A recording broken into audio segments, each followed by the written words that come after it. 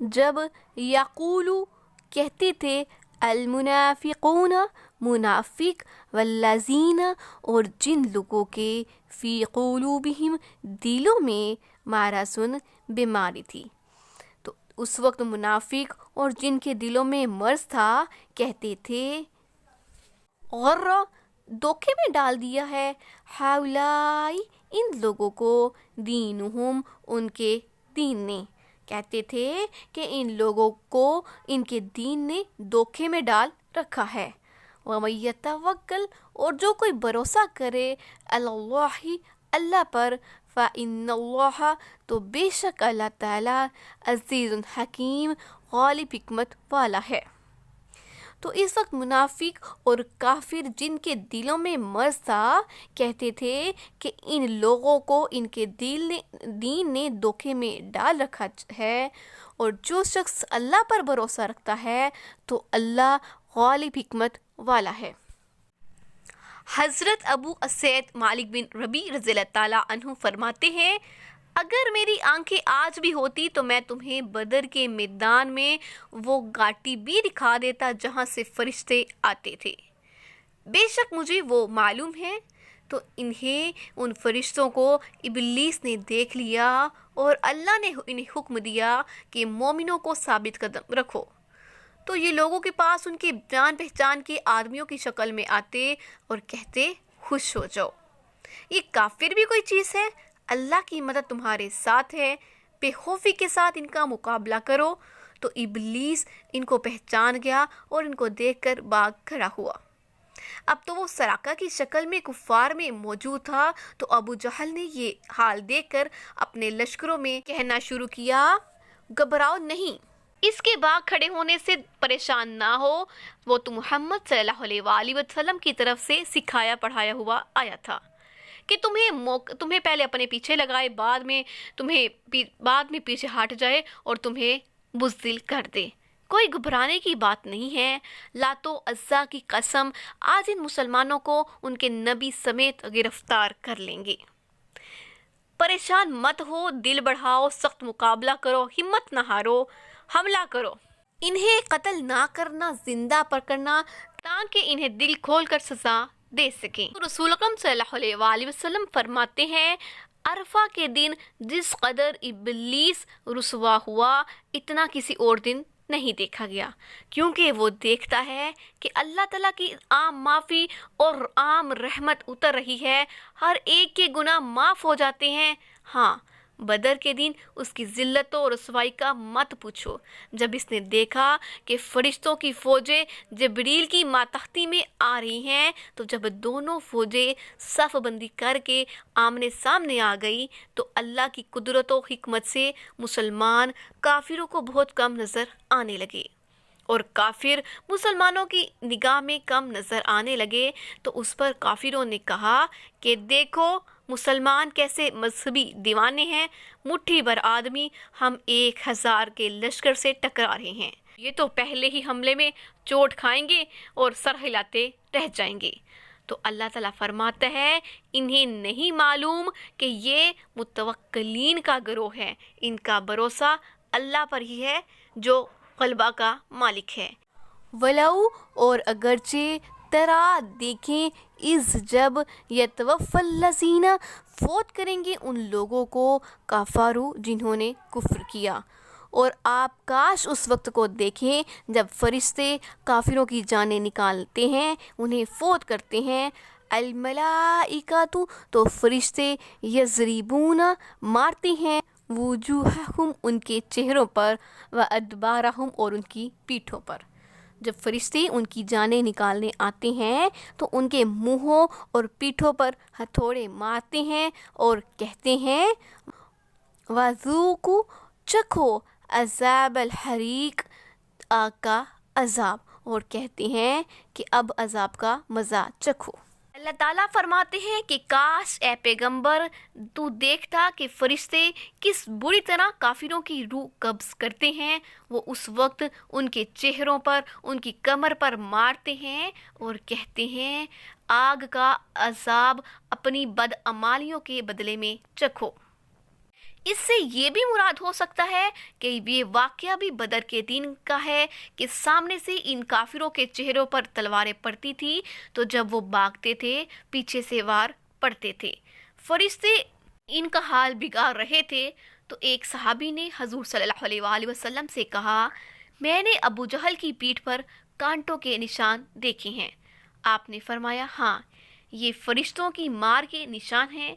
حضرت برا رضی اللہ تعالیٰ عنہ کی حدیث میں ہے کہ جب کافر کے پاس ملک الموت آتے ہیں تو فرماتے ہیں، اے خبیث روح، چل گرم ہواؤں، گرم پانی اور گرم سائے کی طرف۔ پس وہ جو روح ہے بدن میں چھپتی پھرتی ہے، اسے جبرن گھسیٹا جاتا ہے جس طرح کسی زندہ شخص کی کھال کو اتارا جائے۔ اسی کے ساتھ اس کی رگیں اور پٹھے بھی آ جاتے ہیں تو فرشتے کہتے ہیں، اب جلنے کا مزہ چکھو۔ ذالکہ یہ بیما اس وجہ سے ہے، قدمت آگے بھیجا، ایدیکم تمہارے ہاتھوں نے، وَأَنَّ اللَّهَ اور بے شک اللہ تعالیٰ لیسا نہیں بِظَلَّامٍ لِلْعَبِيدِ ظلم کرنے والا اپنے بندوں پر۔ تو یہ ان اعمال کی سزا ہے جو تمہارے ہی ہاتھوں نے آگے بھیجے ہیں، اور جان رکھو کہ اللہ بندوں پر ظلم نہیں کرتا۔ فرشتے کہتے ہیں، یہ تمہارے دنیاوی اعمال کی سزا ہے، اللہ تعالیٰ ظالم نہیں، وہ تو عادل ہے، حاکم ہے، برکت پاکیزگی والا ہے اور تعریفوں والا ہے۔ چنانچہ صحیح مسلم کی حدیث میں ہے کہ میرے بندوں، میں نے اپنے اوپر ظلم حرام کر دیا ہے، بس آپس میں کوئی ظلم و زیادتی نہ کرے۔ میرے غلاموں، میں تو صرف تمہارے کیے ہوئے اعمال ہی کو گھیرے ہوئے ہوں، بھلائی پا کر میری تعریفیں کرو اور اس کے سوا کچھ اور دیکھو تو اپنے ہی کو ملامت کرو۔ کدابی جیسے کہ مثال آل فرعون کی، والذین اور ان لوگوں کی من قبلہم ان سے پہلے، تو جیسا حال فرعونیوں کا اور ان سے پہلے لوگوں کا ہوا تھا ویسا ہی ان کا ہوا۔ کفروا کفر کیا، بآیات اللہ اللہ کی آیات کا، انہوں نے اللہ کی آیات سے کفر کیا، فأخذہم اللہ تو پکڑ لیا ان کو، بذنوبہم ان کے گناہوں نے۔ ان اللہ بے شک اللہ تعالیٰ قوی شدید العقاب زبردست سخت عذاب دینے والا ہے۔ تو جیسا حال فرعونیوں اور ان سے پہلے لوگوں کا ہوا تھا تو ویسا ہی ان کا ہوا کہ انہوں نے اللہ کی آیات سے انکار کیا تو اللہ نے ان کے گناہوں کی سزا میں ان کو پکڑ لیا۔ بے شک اللہ تعالیٰ زبردست اور سخت عذاب دینے والا ہے۔ ان کافروں نے تیرے ساتھ وہی کیا جو ان سے پہلے کے کافروں نے اپنے نبیوں کے ساتھ کیا، ہم نے بھی ان کے ساتھ وہی کیا جو ہم نے پچھلے لوگوں کے ساتھ کیا۔ مثلاً فرعونیوں اور ان سے پہلے کے لوگ جنہوں نے اللہ کی آیات کو نہ مانا تو جس کی باعث اللہ کی پکڑ ان پر آ گئی۔ تو تمام قوتیں اللہ ہی کے ہاتھ میں ہیں اور اس کے عذاب بھی باری ہیں، کوئی نہیں جو اس پر غالب آ سکے اور کوئی نہیں جو اسے بھاگ سکے۔ ذالکہ یہ بأن اللہ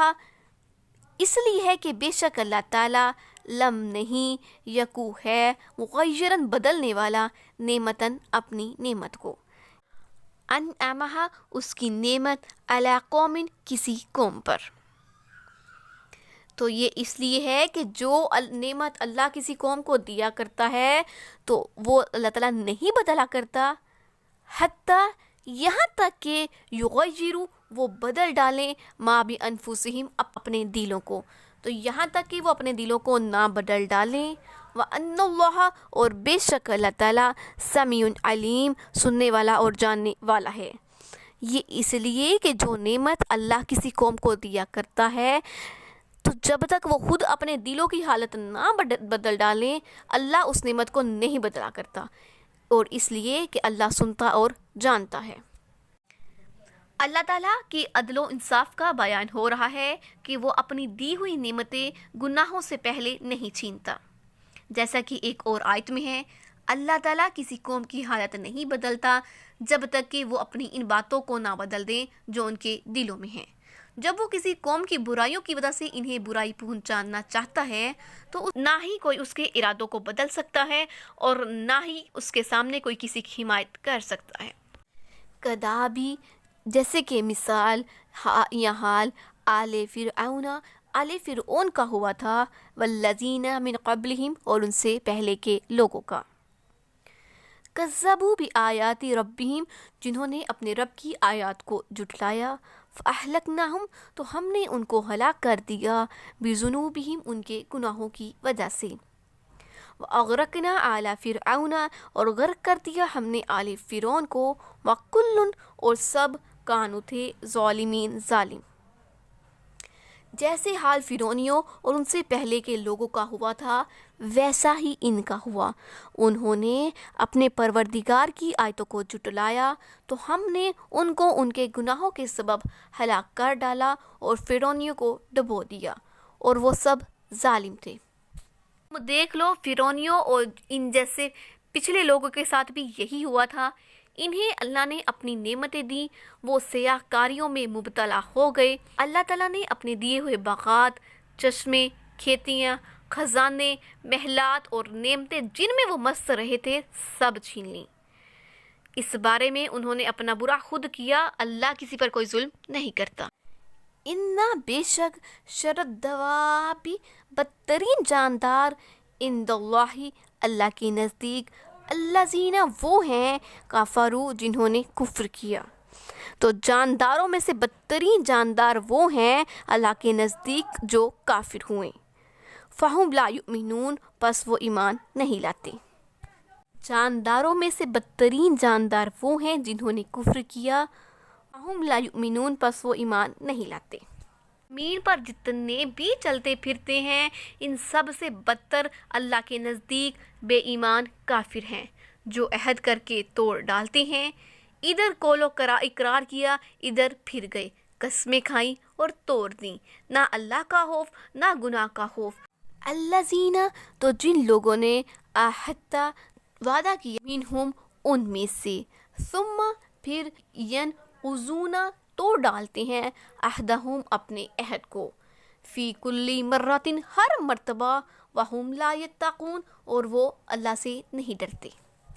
اللہ تعالیٰ فرماتا ہے کہ اے نبی